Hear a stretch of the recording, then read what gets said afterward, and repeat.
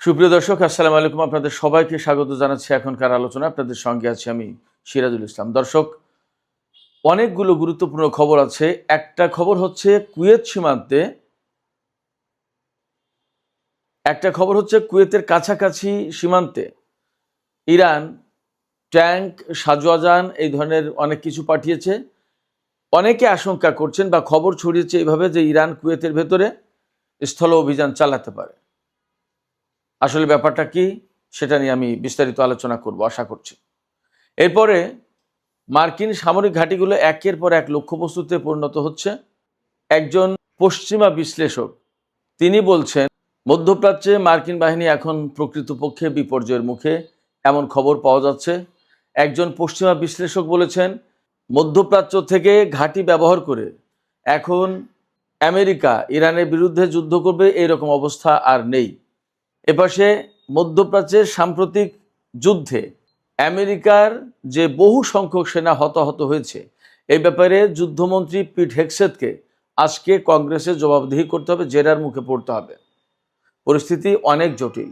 এদিকে ইরাকের অভ্যন্তরে উত্তরাঞ্চলে একটা গোপন ঘাঁটি ধ্বংস করেছে, মার্কিন গোপন ঘাঁটি ধ্বংস করেছে ইরান। ইরাকের উত্তরাঞ্চলে একটা তেল ক্ষেত্র থেকে তেল উত্তোলন বন্ধ করেছে কানাডা। মধ্যপ্রাচ্যের যে সার্বিক সিচুয়েশন এবং হরমুজ প্রণালী আর বাবাল মানদেব প্রণালীতে ইয়েমেনিদের অবরোধ, সমস্ত সব কিছু মিলে নতুন করে তেলের দাম কিন্তু আবার বেড়ে গেছে। প্রতি ব্যারেল ব্রেন্ট ক্রুড বিক্রি হচ্ছে $90.85, অর্থাৎ $90.85।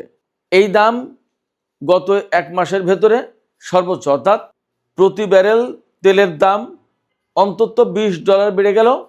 এই যে যুদ্ধবিরতি হয়েছিল গত 17 এপ্রিল, তারপরে এই এক মাসের ভেতরে আবার প্রতি ব্যারেল তেলের দাম এখন $20 বেড়ে গেল। আর ওয়েস্ট টেক্সাস ইন্টারমিডিয়েট যে তেল, সেটার দাম বর্তমানে অর্থাৎ আজকে বেড়ে $83.85, অর্থাৎ প্রতি ব্যারেল তেল কিনতে $83.85 খরচ করতে হচ্ছে। মার্কিন CNN টেলিভিশনের যে ওয়েবসাইট, তাতে একটি বিশ্লেষণ দেয়া হয়েছে। সেই বিশ্লেষণে বলা হচ্ছে, এই যুদ্ধে মারাত্মকভাবে দুটো জিনিস ভেঙে পড়েছে।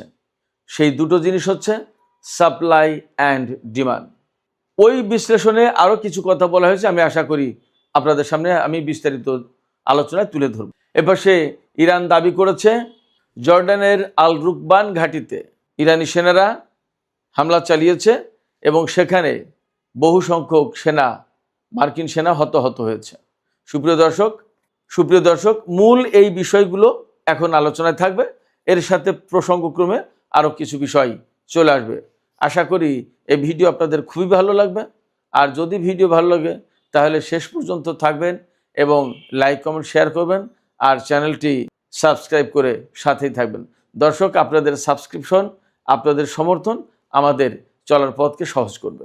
আপনাদের জন্য এই ধরনের আরও নতুন নতুন ভিডিও তৈরি করতে আমাকে বিশেষভাবে উৎসাহিত করবে আপনাদের সাবস্ক্রিপশন, আপনাদের সমর্থন।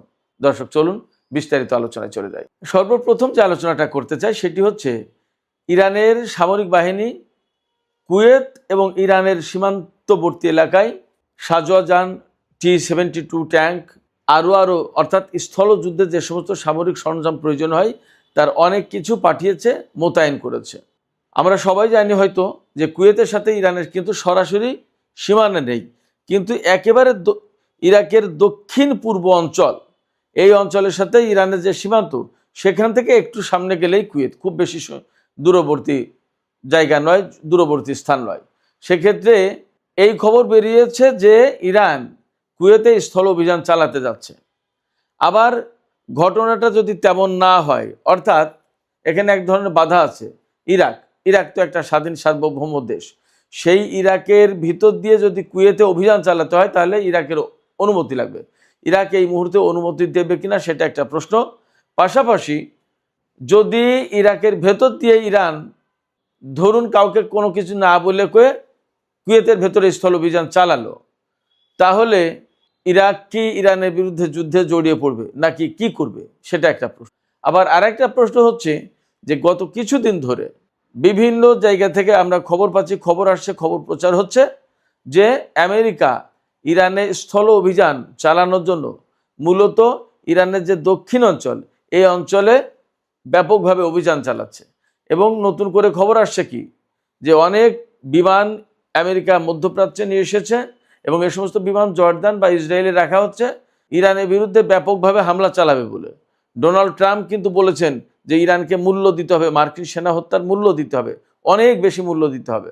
তো এই সমস্ত সব জায়গা থেকে দেখা যায় যে কুয়েত থেকে বা দক্ষিণ অঞ্চল থেকে, ইরানের দক্ষিণ পশ্চিমী অঞ্চল থেকে যদি আমেরিকা স্থল অভিযান শুরু করে, তাহলে হয়তো ফ্রন্ট লাইনে সেই যুদ্ধ মোকাবেলার জন্য ইরান আগে ভাগেই তার সামরিক সরঞ্জাম রসদ সব পাঠিয়ে দিল।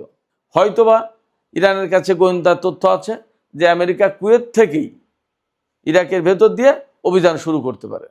সেক্ষেত্রে ইরান আগে ভাগে প্রস্তুতিমূলক ব্যবস্থা নিয়ে রাখলো।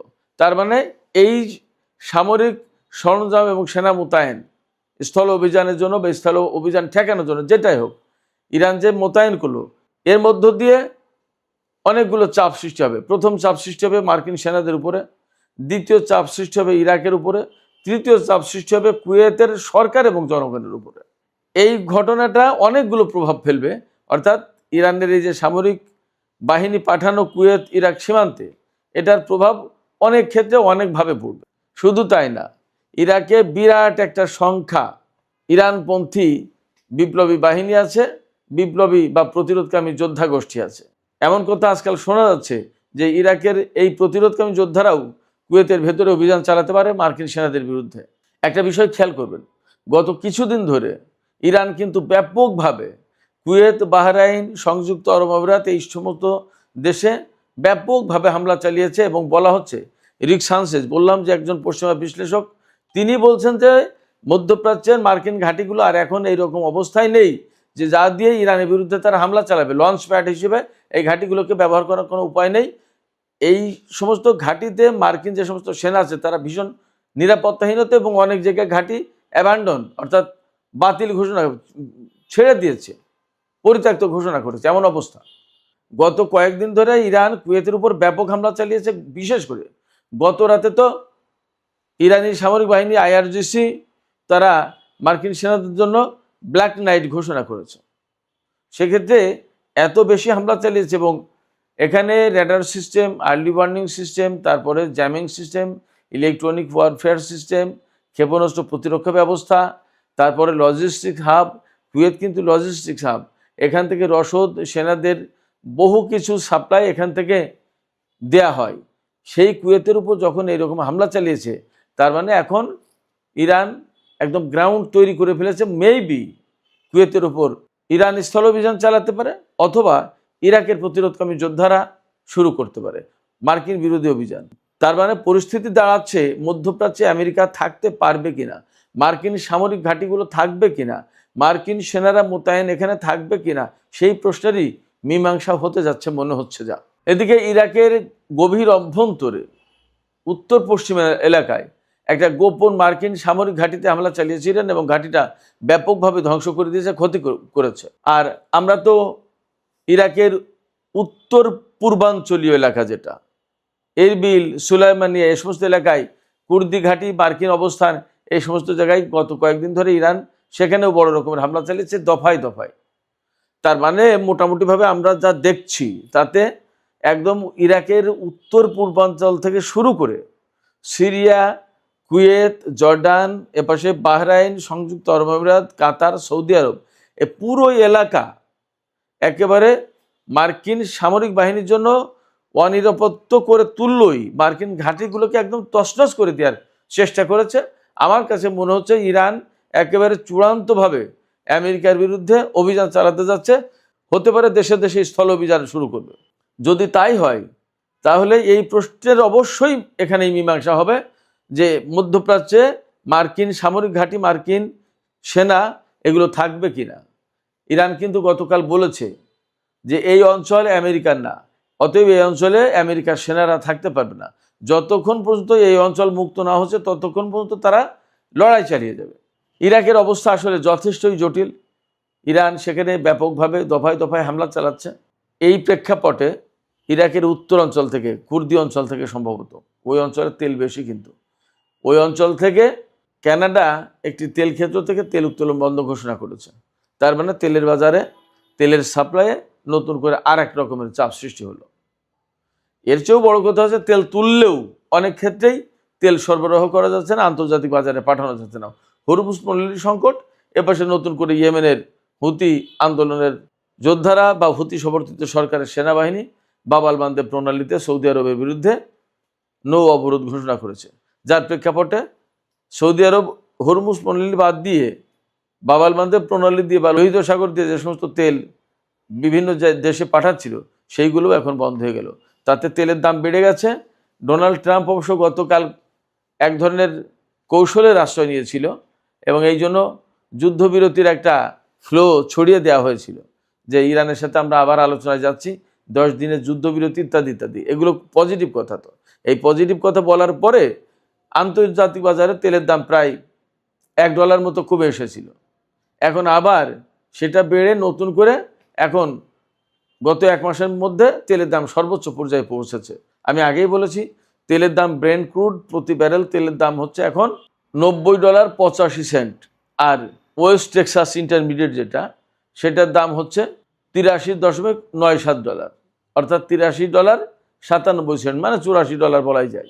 এদিকে আমেরিকার এই যে নাজুক অবস্থা তৈরি হয়েছে মধ্যপ্রাচ্যে, তাদের ঘাঁটি থাকবে কিনা, মার্কিন সেনা আসলে এখানে থাকতে পারবে কিনা, এরকম একটা প্রশ্ন যখন তৈরি হয়েছে এবং ইরান যখন একের পর এক হামলা চালাচ্ছে, ইরান তো নতুন করে ঘোষণা করলো যে জর্ডানের রুকবান সামরিক ঘাঁটিতে হামলা চালিয়েছে এবং সেখানে বেশ কিছু সেনা হতাহত হয়েছে।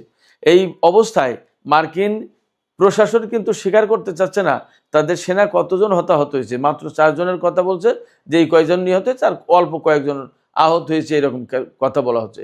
কিন্তু সিএনএনের একটা রিপোর্টে দেখলাম যে 100 মতো সেনা আহত হয়েছে এই গত কয়েকদিনের যুদ্ধে, গত 9 জুলাই থেকে যুদ্ধে এই পর্যন্ত। তাতে কেন এত সেনা আহত হলো, কি ব্যাপার, যুদ্ধের পরিস্থিতি কি এবং যুদ্ধ কেন পরিচালনা করা হচ্ছে, আর দরকারটা কি, যুদ্ধ কেন বন্ধ করা হবে না, এই সমস্ত নিয়ে প্রচণ্ড রকমের জেরার মুখে পড়তে যাচ্ছে আজকেই মার্কিন যুদ্ধমন্ত্রী পিট হেগসেথ। কংগ্রেসে তাকে তলব করা হয়েছে, তাকে জেরা করবে কংগ্রেসম্যানরা।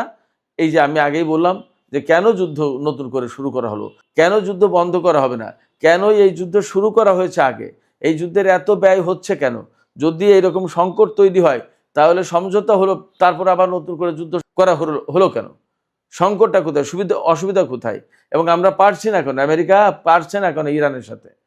এ সমস্ত অনেক প্রশ্নের জবাব দিতে হবে এবং আজকে মানে একেবারে ভাজা ভাজা হবে পিট হেগসেথ মার্কিন কংগ্রেসে, এটা বোঝা যাচ্ছে, ছেড়ে দেবে না।